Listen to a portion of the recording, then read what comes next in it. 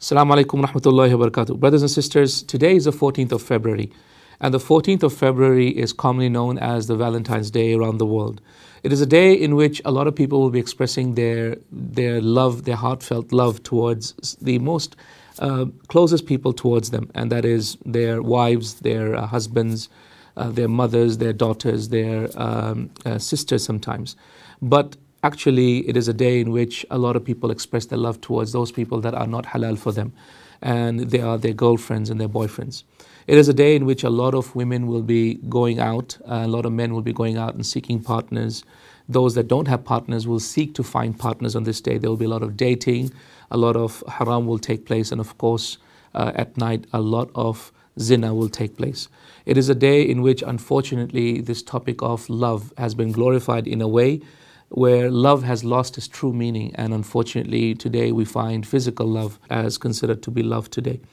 Brothers and sisters, in Muslim countries, in the months following Valentine's Day, which is about approximately 9 or 8 months after that, which is October, November, we find a huge spike in the number of children that are dumped.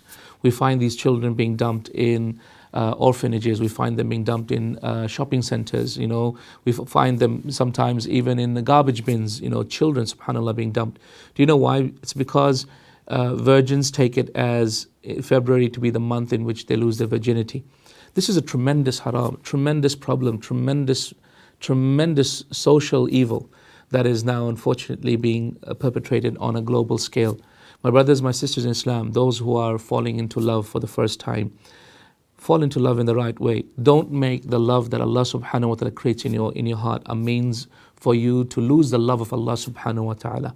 Don't replace the love of Allah subhanahu wa ta'ala, that is the real reason why you were created, with the love of a human being, be it a special human being, but to express that love in a way in which Allah subhanahu wa ta'ala has not permitted you. Get married, and get married early, and seek the permission of your parents to try to get married early. And even if you don't have enough wealth, then Allah subhanahu wa ta'ala will give you wealth. My brothers and sisters in Islam, zina is a very evil deed. It is that a person who is not related to another one legally and not bound by marriage, that they actually sleep together and they procreate, and in a way in which Allah subhanahu wa ta'ala has not allowed. The Prophet ﷺ told us that zina is a terrible crime. Ibn al-Qayyim rahimahullah mentions so many problems with a person who commits zina.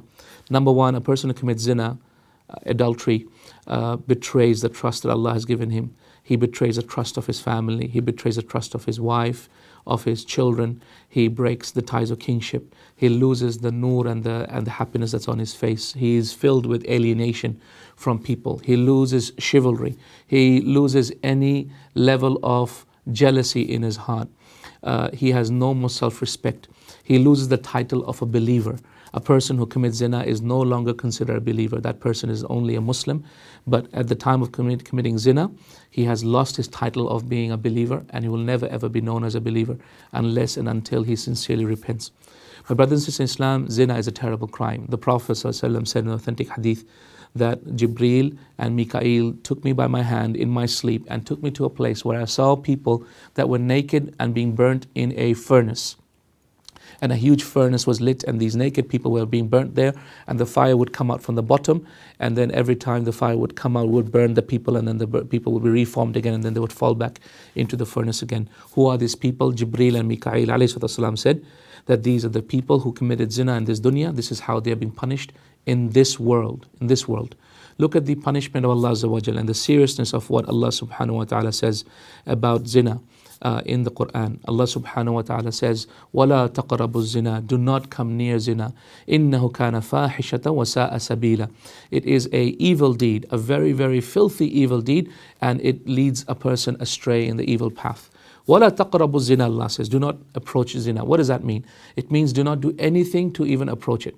Yeah, you might find it harmless today to just buy a little bit of flowers, some strawberries, a bit of chocolate for your sweetheart. That might be harmless. You might even call a girl a sweetheart or a boy a sweetheart, and then you text each other, WhatsApp each other, and then you're on Twitter and Facebook, and you're getting to know each other. It may be harmless to you, but this is what Allah says do not do. وَلَا تَقْرَبُوا الزِّنَا. Do not come near zina. My beloved brother, my sister Islam, I do realize that this need for a human being to be comforted by a human being is very natural. It is a natural need. It's a hunger of the soul. It's a hunger of the body. But the way to quench this hunger is just like the same way to quench the hunger that you have in your tummy. You don't go and steal, right? When you need food, you go and buy it. In the same way, you want to quench this hunger in your heart and your body, then you need to do it in the halal way, in the right way, which is to get married. And may Allah subhanahu wa ta'ala encourage our parents and our elders to help you get married. I highly encourage it, and I tell my brothers and sisters everywhere to help those people who want to get married. I encourage the giving of zakat to those people to help them become more wealthy so that they can actually get married, inshallah. And may Allah subhanahu wa ta'ala ease this process and this path for you. Don't worry about what people say, oh, you're getting married so early, you're only 20s and whatever. Yes, but subhanallah, look at the problem. The problem is if you don't do so, how will you satisfy this hunger that you have within yourself? Are you going to now fall into zina and on Valentine's Day actually take that as a day to actually lose your virginity and commit more haram? Please don't make this a day of sin. Don't make this a day of coming further away from Allah Azza wa Jalla, removing that love of Allah in the heart and replacing it with love for shaitan, love for evil, love for someone else. Ya ikhwati, my brothers, my sisters in Islam, stay away from zina, stay away from this haram. May Allah subhanahu wa ta'ala save me and you and everyone else who is listening to this, and all Muslimin in all Muslim countries and non-Muslim countries. May Allah subhanahu wa ta'ala save us all from zina and help us to find a means of quelling our needs in a halal way. Jazakumullah khair. Assalamu alaikum wa rahmatullahi wa barakatuh.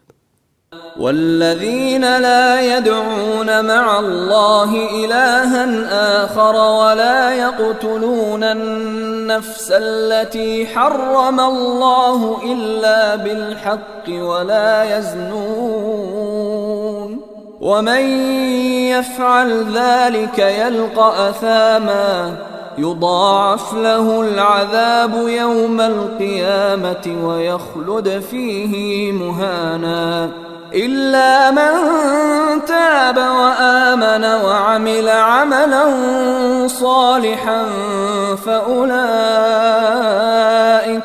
فأولئك يبدل الله سيئاتهم حسنات